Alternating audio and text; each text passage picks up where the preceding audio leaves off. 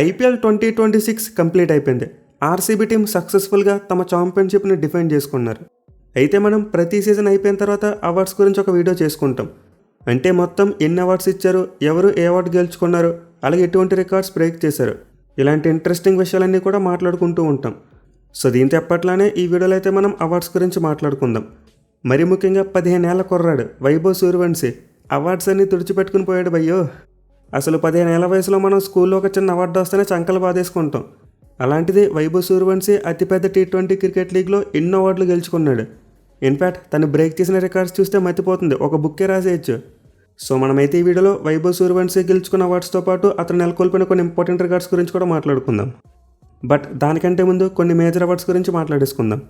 So first award చూసుకుంటే the winners RCB team 20 కోట్ల రూపాయల ప్రైజ్ మనీ గెలుచుకున్నారు. సో ఆర్సీబీ టీం అయితే అటాకింగ్ వేలో తమ ఛాంపియన్షిప్ని చాలా సక్సెస్ఫుల్గా డిఫెండ్ చేసుకున్నారు. అది కూడా బ్యాక్ టు బ్యాక్ 2 సార్లు ఛాంపియన్షిప్ గెలుచుకున్న 3వ టీంగా చరిత్రకి ఎక్కారు. సో ఆర్సీబీ టీం అయితే ఈ సీజన్లోకి చాలా బలంగా వచ్చారు అండ్ తమ బలాన్ని ప్రూవ్ చేసుకున్నారు. కానీ ప్రైజ్ మనీ చూసుకుంటే మాత్రం పెంచలేదు భయ్య. లాస్ట్ ఇయర్ అయితే 20 crores ఇచ్చారో, ఈ ఇయర్ కూడా సేమ్ టు సేమ్. బట్ మనకి ఐపీఎల్ ఒక ప్లేయర్ శాలరీ చూసుకుంటే ఇంతకంటే ఎక్కువ ఉంది. అంటే ఒక ప్లేయర్కి 27 కోట్లు ఇస్తున్నారు. సో దీంతో లాస్ట్ ఇయర్ అనుకున్నాం విన్నర్స్కి ఏమైనా ప్రైజ్ మనీ పెంచితే బాగుంటుందని చెప్పి. బట్ బీసీసీఐ ఎలాంటి మార్పు చేయలేదు, సేమ్ 20 కోట్లు ఇచ్చారు. ఇక రన్నర్అప్స్ చూసుకుంటే గుజరాత్ టైటన్స్ టీం 12.5 కోట్ల రూపాయల ప్రైజ్ మనీ వచ్చింది. సో గుజరాత్ టీం అయితే ఈ సీజన్లో ఆల్మోస్ట్ ప్రతి టీంని డామినేట్ చేశారు.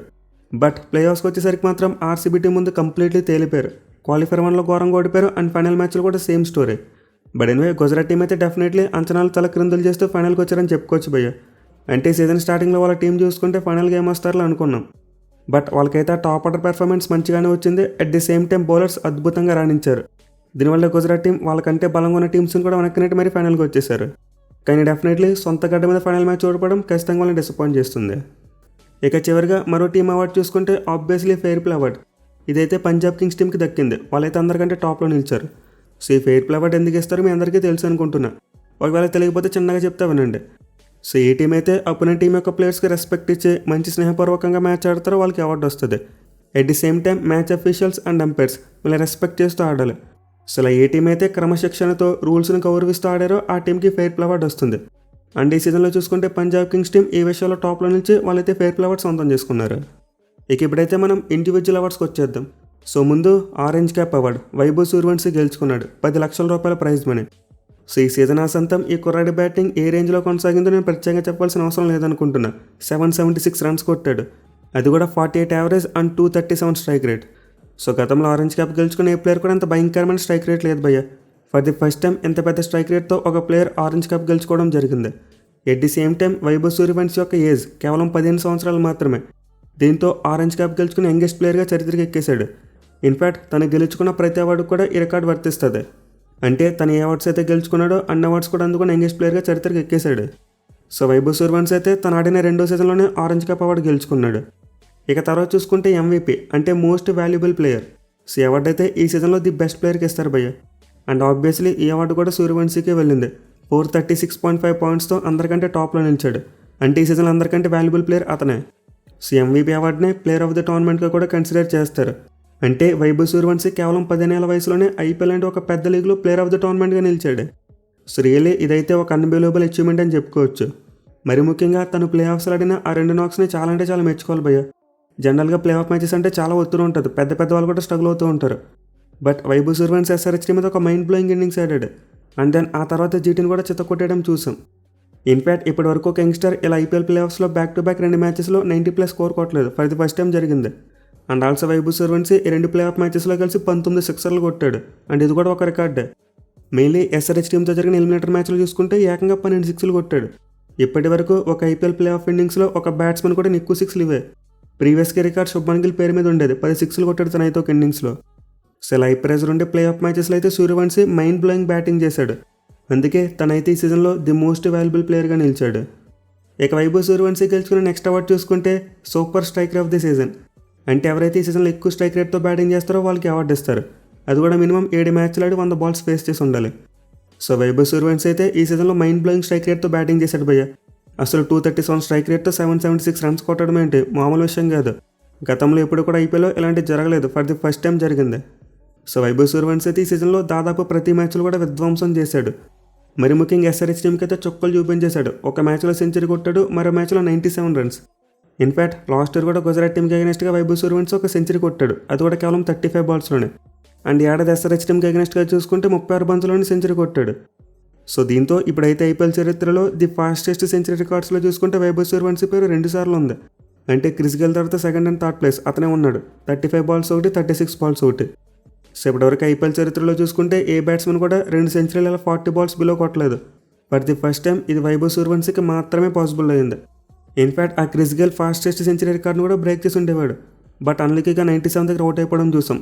అదర్వైజ్ ఈ లిస్ట్లో వైభవ్ సూర్యవంశీ పేరు 3సారి వచ్చేది అండ్ ఫస్ట్ ప్లేస్లో తన పేరు ఉండేది. సో ఇలా వైభవ్ సూర్యవంశీ అయితే మైండ్ బ్లోయింగ్ స్ట్రైక్ రేట్తో బ్యాటింగ్ చేసి ఎన్నో రికార్డులను బ్రేక్ చేశాడు. ఇన్ఫ్యాక్ట్ తన స్ట్రైక్ రేట్తో 10 లక్షల రూపాయల ప్రైజ్ మనీ మాత్రమే కాదు, కార్ కూడా గెలుచుకున్నాడు. అది కూడా టాటా సిఆర్ఎస్ యూవీని అతనికి గిఫ్ట్గా ఇచ్చారు. ఇక నెక్స్ట్ అవార్డు చూసుకుంటే again Vaibhav Suryavanshi emerging player of the season. అంటే ఈ సీజన్లో మంచిగా పెర్ఫామ్ చేసిన యంగ్ ప్లేయర్కి అవార్డు ఇస్తారు. సో అవార్డు గెలుచుకోవడానికి అయితే ఒక క్రైటీరియా ఉంటుంది అండ్ దాని గురించి మీ అందరికీ తెలిసే ఉంటుంది, నేను ప్రత్యేకంగా చెప్పాల్సిన అవసరం లేదనుకుంటున్నా. ఇన్ఫ్యాక్ట్ ఈ అవార్డు విషయంలో ఫ్యాన్ పోల్ కూడా పెడతారు అండ్ ఆ ఫ్యాన్ పోల్లో చూసుకుంటే వైభవ్ సూర్యవంశీకి 31% ఓట్ షేర్ వచ్చింది. సో నిజానికి లాస్ట్ ఇయర్ వైభవ్ సూర్యవంశీకి ఈ అవార్డు వచ్చి ఉండాలి భయ్య. బట్ అతను ఆర్ఆర్ టీం సీజన్ స్టార్టింగ్ నుంచి ఆడించలేదు, మధ్యలోంచి మాత్రమే ఆడాడు. దీనివల్లే అతను తక్కువ మ్యాచ్లు ఆడడం వల్ల అవార్డుని మిస్ చేశాడు లాస్ట్ ఇయర్. బట్ ఈ ఏడాది చూసుకుంటే మాత్రం ఫుల్ సీజన్ ఆడాడు అండ్ ఎలాంటి విధ్వంసం చేశాడో కళ్ళారా చూసాం. ఇక వైభవ్ సూర్యవంశీ గెలుచుకున్న మరో award super sixers of the season. అంటే ఈ సీజన్లో ఎక్కువ సిక్సర్లు కొట్టిన బ్యాట్స్మెన్కి ఇచ్చే అవార్డు మాట ఇది. సో వైభవ్ సూర్యవంశీ అయితే సిక్సర్ల విషయంలో సునామీని సృష్టించాడు. 14 ఏళ్ల క్రిస్ గేల్ రికార్డును బ్రేక్ చేసి పడేశాడు. ఏకంగా 72 సిక్సర్లు కొట్టి ఎవరికి అందనంత ఎత్తులో నిలిచాడు భయ్య. నాకు తెలిసి ఇప్పట్లో రికార్డు మళ్ళీ బ్రేక్ అవుదేమో. ఇన్ఫ్యాక్ట్ మళ్ళీ వైభవ్ సూర్యవంశీని రికార్డుని బ్రేక్ చేసుకోవాలి, లేకపోతే కష్టమే. అసలు మొత్తం వైభవ్ సూర్యవంశీ ఒక్కడే 5 అవార్డులు గెలుచుకున్నాడు. అండ్ 5 అవార్డులు కూడా చాలా ఇంపార్టెంట్ అవార్డ్స్. మరి ముఖ్యంగా MVP మరియు ఆరెంజ్ కప్ చాలా అంటే చాలా ఇంపార్టెంట్ అవార్డ్స్ ఇవి. సో విధంగా వైభవ్ సూర్యవంశీ అయితే అవార్డులు కొల్లగొట్టాడు, అలాగే రికార్డులు కూడా కొల్లగొట్టాడు. మెయిన్ ఐపీఎల్ చరిత్రలో అందరికంటే ఫాస్ట్గా 1000 రన్స్ మార్క్ను అందుకున్నాడు. అంటే కేవలం 440 బాల్స్కే 1000 రన్స్ కంప్లీట్ చేశాడు. వేరేస్ ఆ సిక్సర్ల విషయంలో చూసుకుంటే ది ఫాస్టెస్ట్ 50 సిక్సర్స్. అంటే కేవలం 15 ఇన్నింగ్స్లోనే 50 సిక్స్లు కొట్టాడు భయ్య. క్రిస్ గేల్ లాంటి వాడికి 50 సిక్స్లు కొట్టేందుకు 21 ఇన్నింగ్స్లు పట్టింది. కానీ 15 ఏళ్ళకి పొట్టాడు మాత్రం 15 ఇన్నింగ్స్లోనే కొట్టుపడి దెబ్బాడు. ఇక అతని పాపులర్ కార్నేజ్ గురించి అయితే ప్రత్యేకంగా చెప్పాల్సిన అవసరం లేదనుకుంటున్నా. ఎస్ఆర్హెచ్తో జరిగిన మ్యాచ్లో అయితే ఫస్ట్ ఓవర్లోనే 4 సిక్స్లు కొట్టాడు. ఇది ఒక యూనిక్ రికార్డ్, ప్రీవియస్గా ఇప్పుడు ఐపీఎల్లో జరగలేదు. అండ్ ఓవరాల్గా ఈ సీజన్లో మొత్తం తన పాపులర్లో కొట్టిన స్కోర్ చూసుకుంటే 500 కంటే ఎక్కువ ఉంది. సో ఒక ప్లేయర్ సీజన్ మొత్తంలో 776 రన్స్ కొడితే అందులో 500 పరుగులు ఒక పవర్ ప్లేలో మాత్రం వచ్చాయి. అంటే దీన్ని బట్టి అర్థం చేసుకోవచ్చు వైభవ్ సూర్యవంశీ యొక్క పవర్ ప్లే విధ్వంసం ఏ రేంజ్లో సాగిందని చెప్పి. ఇక బౌండరీస్ విషయంలో చూసుకున్న మరో రికార్డ్ క్రియేట్ చేశాడు. అంటే మొత్తం 72 సిక్స్లు 63 ఫోర్లు. సో ఇప్పటివరకు ఒక ఐపీఎల్ సీజన్లో ఏ ప్లేయర్ కూడా ఇన్ని బౌండరీస్ కొట్టలేదు, ఫర్ ది ఫస్ట్ టైం జరిగింది. అట్ ది సేమ్ టైం ఇప్పటివరకు మనం చెప్పుకున్న అన్ని రికార్డ్స్ కూడా వైభవ్ సూర్యవంశీ 15 ఏళ్ల వయసులో చేశాడు. అంటే ఈ అన్ని రికార్డ్స్ కూడా యంగెస్ట్ ప్లేయర్ అతనే. అలాగే తన అన్క్యాప్డ్ ప్లేయర్గా అంటే ఇండియాకి డెబ్యూ చేయకముందు ఇలాంటివి చేశాడు. దీంతో ఇవన్నీ కూడా చరిత్రలో ఎప్పటికీ నిలిచిపోతాయి. సో అలా చెప్పుకుంటూ పోతే వైభవ్ సూర్యవంశీ రికార్డులకు ఫుల్ స్టాప్ కనిపించట్లేదు భయ్య, ఒకటి తర్వాత ఒకటి వస్తూనే ఉంటున్నాయి. నిజంగా ఈ 15 ఏళ్ల పుట్టాడు మొత్తం అందరి మధ్య పోగొట్టేశాడు. మనం ఎప్పుడు చూడని ఒక అసాధ్యాన్ని సుసాధ్యం చేసి చూపించాడు అందరికీ కూడా. So really hats off to Vaibhav Suryavanshi. తను ఇదే ఫామ్ను కొనసాగించి అతి తొందరలోనే మన టీమిండియాకి రావాలని కోరుకుందాం. అండ్ మన టీమిండియా తరపున కూడా ఇలానే పెర్ఫామ్ చేసి ఇంకా ఎన్నో రికార్డులు క్రియేట్ చేయాలని కోరుకుందాం. So well done Vaibhav Suryavanshi, we all proud of you. ఇక మిగతా అవార్డ్స్ చూసుకుంటే కాస్త ఫాస్ట్గా చెప్పేసుకుందాం. సో పర్పుల్ క్యాప్ అవార్డు అయితే కగిసో రబాడాకు వచ్చింది. ఈ సీజన్లో మొత్తం 29 వికెట్లు తీశాడు. మళ్ళీ స్టార్టింగ్ మ్యాచెస్లో చాలా పూర్గా బౌలింగ్ చేసిన రబాడా ఆ తర్వాత మాత్రం మైండ్ బ్లోయింగ్ కంబ్యాక్, సెకండ్ హాఫ్లో అద్భుతమైన బౌలింగ్ చేశాడు. ఇన్ఫ్యాక్ట్ గుజరాత్ టీం ఫైనల్కి వచ్చిందంటే దానికి one of the main reasons Rabada అని చెప్పుకోవచ్చు మనం. ఇక నెక్స్ట్ అవార్డు చూసుకుంటే ఎక్కువ ఫోర్లు కొట్టిన బ్యాట్స్మెన్ సాయి సుదర్శన్ 75 ఫోర్లు కొట్టాడు. లాస్ట్ ఇయర్ కూడా తన అవార్డు గెలుచుకోవడం చూసాం. ఇన్ఫ్యాక్ట్ లాస్ట్ ఇయర్ అయితే ఇంకా ఎక్కువ ఫోర్లు కొట్టాడు, ఐ థింక్ 88 అనుకుంటా. సో సుదర్శన్ అయితే ఫోర్లు కొట్టే విషయంలో తనకి సాట్ ఎవరు లేరని చెప్పి మరోసారి ప్రూవ్ చేసుకున్నాడు. ఇక next award green dot ball award, మరోసారి సిరాజ్దే. లాస్ట్ ఇయర్ కూడా తనే అందరికంటే ఎక్కువ డాట్ బాల్స్ వేశాడు అండ్ ఈసారి కూడా సేమ్ టు సేమ్.